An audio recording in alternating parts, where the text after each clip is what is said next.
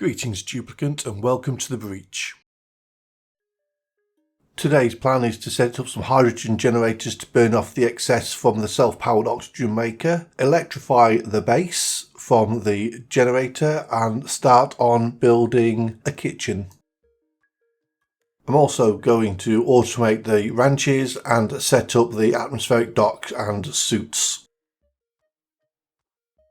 In the background I've done a bit more excavation to make room for the power generators.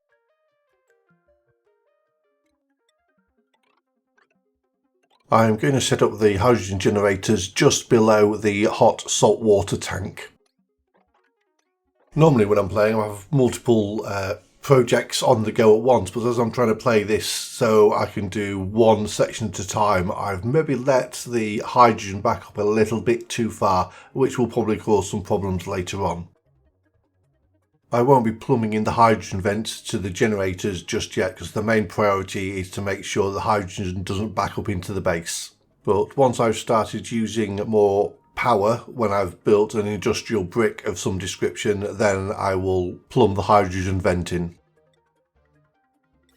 As you can see from this view, the hydrogen has nearly backed up in the pipes, which is not good. And you can also see the flow of oxygen to the base. Two pipes that are steadily moving, which are actually venting into the base, and the top pipe is going towards where the suit docks will be.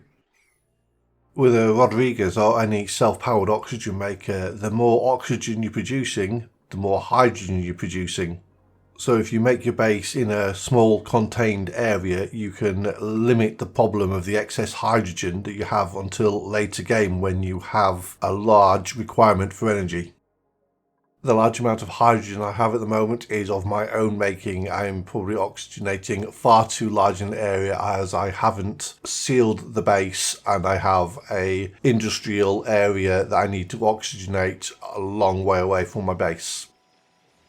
The plan is, once I've got the atmospheric docks powered, is to limit the area that needs to be oxygenated while I bring more duplicates with a high enough athletics skill online. Using insulated pipes to bring the hydrogen down from the storage area.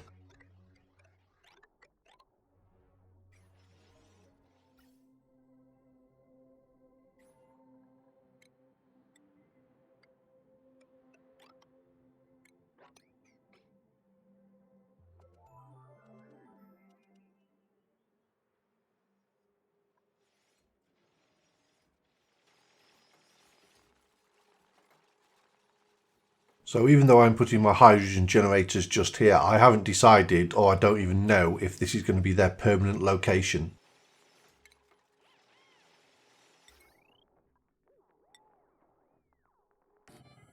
I've gone ahead and built these hydrogen generators out of steel because I don't know if later on I'll be pumping hydrogen directly from the vents that could be in the range of 200 to 300 degrees Celsius. Gold amalgam and copper would just melt at this temperature, so I've just gone ahead and paid the steel price.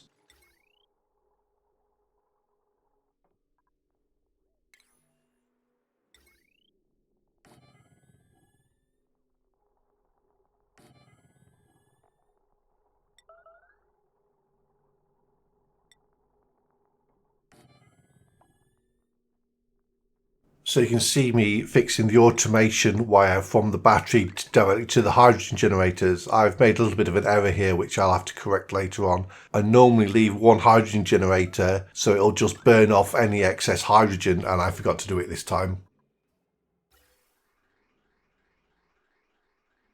The hydrogen is backed all the way up to the pump now, so there's the chance that the hydrogen will be pumped directly into my base.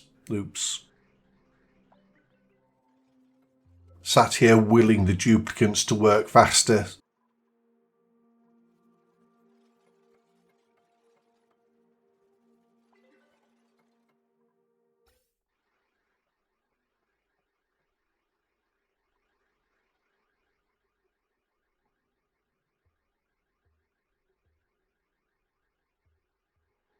And we have some steel delivered so the generators can start to be built and we can draw off a bit more hydrogen.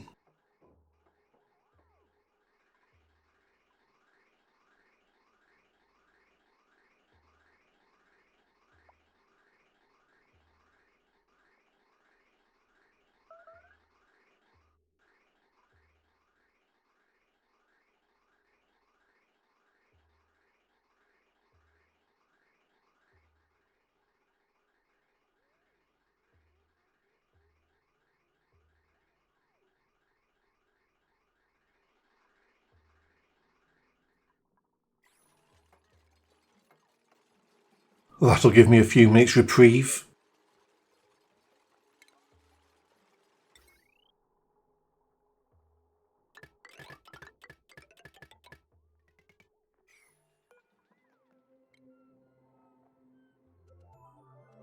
Setting up a transformer specifically for the atmospheric docks. This transformer will take on the rest of the base's needs. The automation, the research and the kitchen.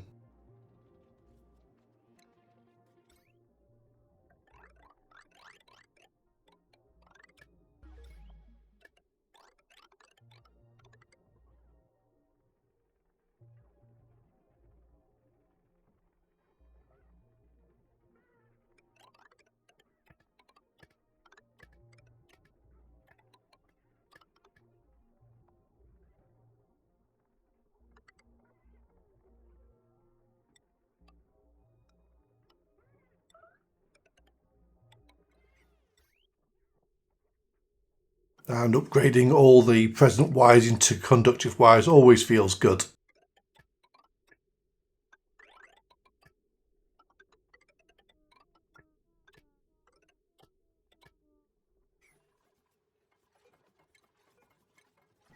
Removal of the coal generators to reduce the amount of heat produced in the base, and we no longer need any more CO2. Our pit is completely full. We'll also be moving away from mushrooms, so we no longer need CO2 at our mushroom farm.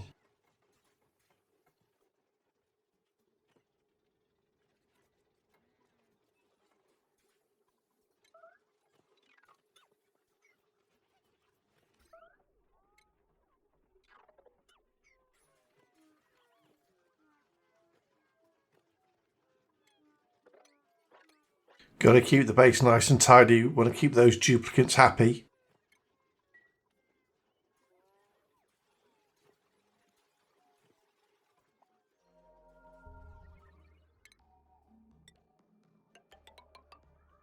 Give myself a little bit more space to collect some hydrogen.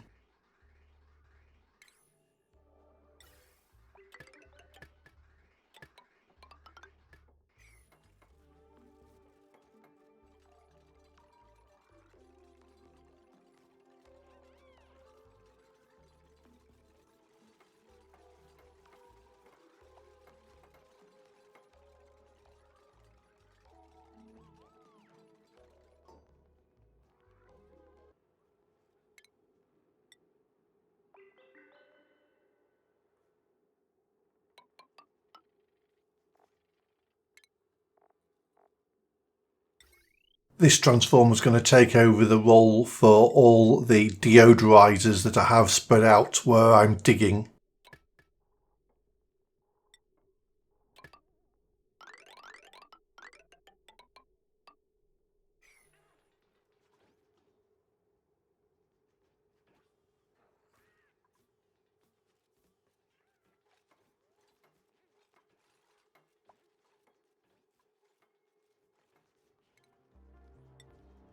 This is going to give me two areas. To the left I'll be using atmospheric suits, and to the bottom of the base I'll be using oxygen supplied by the Rodriguez.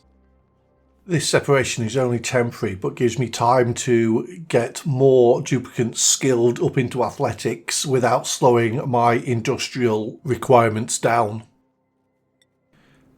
Here I am adding an evolution chamber to the kitchen. The evolution chamber allows hatches to evolve from a hatch into meat, which is then barbecued. With the changes that Clay have done with the refrigeration and deep freezing of food, I haven't actually come up with a design for the kitchen that I'm happy with yet.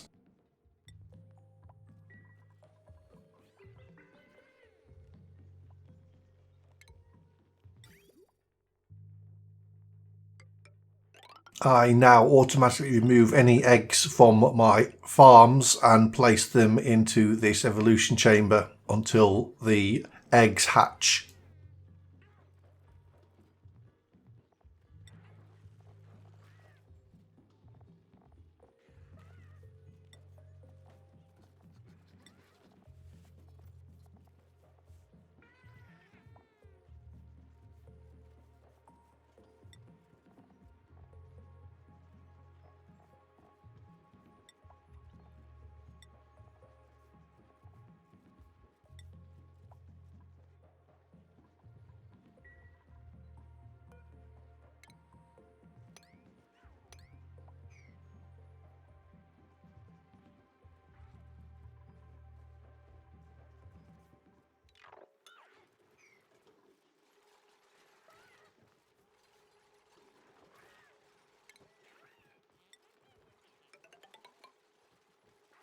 For my future expansion requirements, I'll add another farm.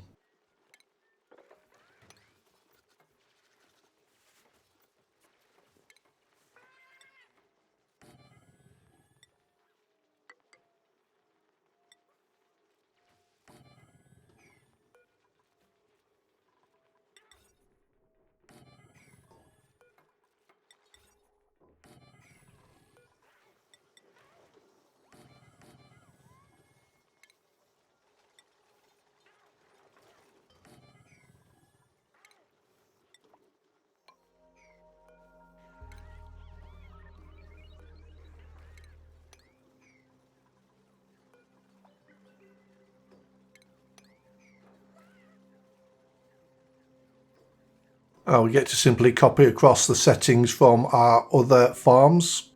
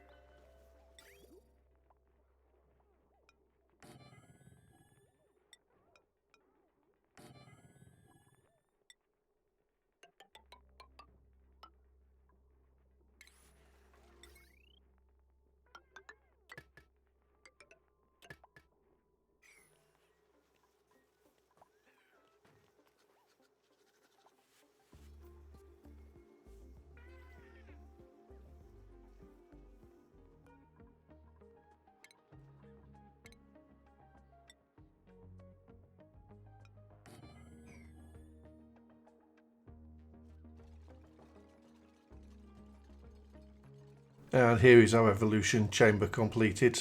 And that's the end of the episode. Thank you very much for watching. And as always, I'll see you on the other side.